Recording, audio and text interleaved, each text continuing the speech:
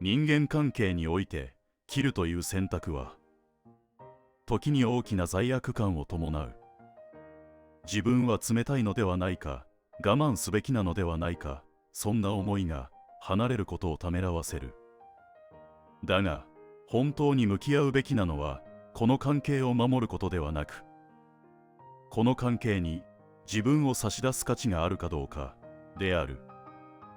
今回は他人に見切りをつけるべき判断基準を10の視点から掘り下げていく。あなたが今無意識に我慢し続けているその関係が本当に必要なものかどうか、ぜひ見直すきっかけにしてほしい。1、話し合いが成立しない。人間関係の中で避けては通れないのが話し合いである。意見が食い違うのは自然なことであり、それ自体は問題ではない。問題は対話が成立しない人間である。こちらが真剣に話をしようとしても、話の途中で論点をすり替える、感情論に逃げる、逆ギレする、あるいはそもそも話し合いを拒否する。そういった相手とは建設的な関係性を築くことはほぼ不可能だ。話し合いは信頼関係を育てるための土壌であり、それが機能しない関係はどれだけ続けても理解し合うことはない。対話が通じない時点で見切りを考えるべきである。2、頻繁に罪悪感を植え付けてくる。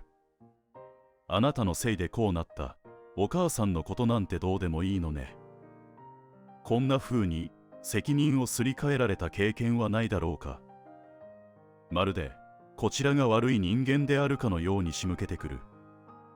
こうした人間は無意識か意図的かにかかわらず、罪悪感を使って相手をコントロールしようとする傾向がある。本来対等な人間関係において、どちらかが一方的に加害者とされる構造は異常だ。関わるたびに自己嫌悪を感じさせられるような相手とは、自分の心を守るためにも距離を置くことが必要だ。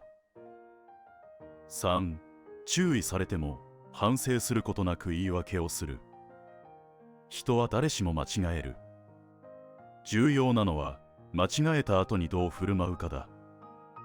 注意された時、自分の非を素直に受け止め、少しでも改善しようとする人間には成長がある。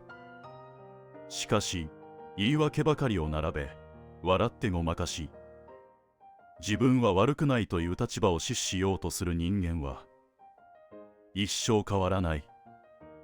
だって、でもそれはそっちがこうした言い訳のオンパレードを聞かされるたびに、こちらは徒労感に襲われる。反省できない人間は他人と誠実な関係を築こうという意思そのものが欠けている。そういう人間には時間もエネルギーも割くべきではない。4、冗談に見せかけて侮辱してくる。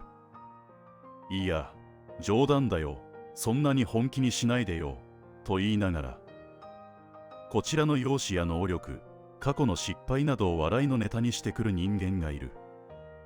一見すると軽口のようだが、こうした言葉の裏には確実に見下しがある。冗談のふりをして侮辱するというのは、相手が反論しにくい形で優位に立とうとする卑劣な手段だ。こちらが真に受ければ冗談だよと逃げられ、無視すればまた繰り返される。これは関係の対等性がすでに崩れているサインである。本当の信頼関係には傷つけ合いを笑いに変えるようなやり取りは必要ない。悪意を笑いに包んだだけの言葉に付き合い続ける価値はない。5、利用されている感覚しか残らない。会えばいつも向こうの都合ばかり。何か頼まれるたびにこちらが動き、助けてあげても感謝の言葉すらない。そんな相手と関わっていると、これは友情や愛情ではなく、ただの利用なのではないかという違和感が積もってくる。こちらが苦しい時は何もしてくれないが、自分の都合が悪くなると突然すり寄ってくる。そういった人間は最初から損得でしか人と関わっていない。あなたが恩を売るつもりで助けたわけではなくても、利用されてばかりの関係には疲れしか残らない。人間関係は持ちつ持たれつであってこそ健全である。6. 自分が我慢しないと成立しない関係。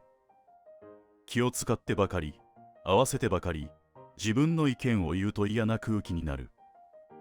地雷を踏まないように言葉を選び、常に緊張感の中で過ごしている。これではもはや奴隷である。他人に合わせることは時に必要だが、それが前提になっている関係は明らかに歪んでいる。我慢を前提にしないと続かない関係に未来はない。7. 幸せな報告をすると明らかに不機嫌になる。良いことがあった、夢が叶った、恋人ができた。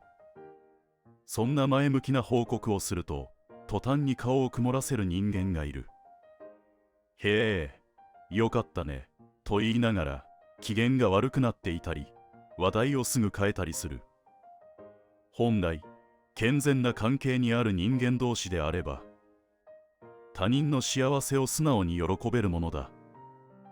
逆に誰かの幸せを目の当たりにして不機嫌になる人間は劣等感や妬みを抱えている。このタイプは表面上は付き合いが続いても、心の底では不幸仲間でいてほしいと願っている。そういう人間と付き合っていると、知らず知らずのうちに自分の喜びを語ることすら控えるようになる。必ずしも自分の幸せをいちいち他人に語る必要はないが、幸せを口にしたとき不機嫌な顔をされる関係はどこかが歪んでいる。8. 他人への悪口が異常に多い。いつあっても誰かの悪口ばかり。職場の同僚、友人、家族、誰も彼も彼らの口からは否定的な言葉でしか語られない。こうした人間は無意識に他人を下げることで自分の価値を保とうとしている。そして恐ろしいのはそれが日常化していることだ。一緒にいると感覚が麻痺し、自分も悪口を言わないと会話にならないと思い始める。しかし覚えておいた方がいい。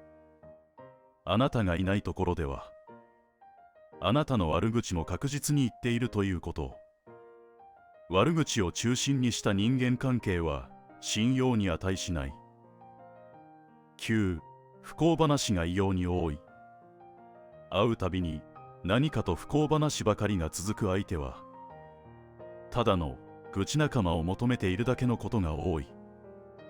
もちろんたまの相談や弱音なら受け止めるべきだろう。だがそれが毎回となれば話は別だ。不幸話が多い人は無意識に他人からの同情や共感を吸い上げることで自分の精神を保とうとする。そして聞かされる側は少しずつ気力を奪われていく。あなたが話を聞いても相手は変わらないし、救われもしない。どれだけ付き合っても終わりがない。だからこそ見切るべきタイミングは早い方がいい。10. 自分にだけ態度が明らかに違う。他の人には笑顔で丁寧な言葉遣いで接しているのに、自分にだけ冷たく存在な口調で話す。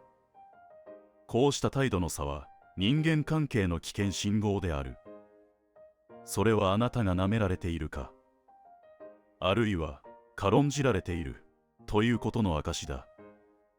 人によって態度を変える人間は根本的に尊重の概念を理解していない。表面的には問題がなくても、そうした差を感じた時点で自分を守る選択をすべきだ。人を選んで態度を変える人間に誠実さを求めても無駄である。人間関係には心が安らぐものもあれば、関わるたびに自分が削られていくような関係も存在する。長く付き合ってきたから、嫌われたくないから。そんな理由で自分を犠牲にしながら関係を続けてはいないだろうか。見切るというのは相手を見捨てるというより、自分の人生を自分の手に取り戻すということだ。あなたのエネルギーも時間も人生も限られている。尊重し合える相手と誠実に関わっていくべきである。無理をしなければ続かない関係にあなたの心を差し出す必要はないのだ。関係を続けるかどうか迷ったときは、その人と関わっている自分を好きでいられるかで考えてみてほしい。その直感があなた自身を守る一番の判断基準になるだろう。ご視聴いただきありがとうございました。ぜひチャンネル登録と高評価をよろしくお願いします。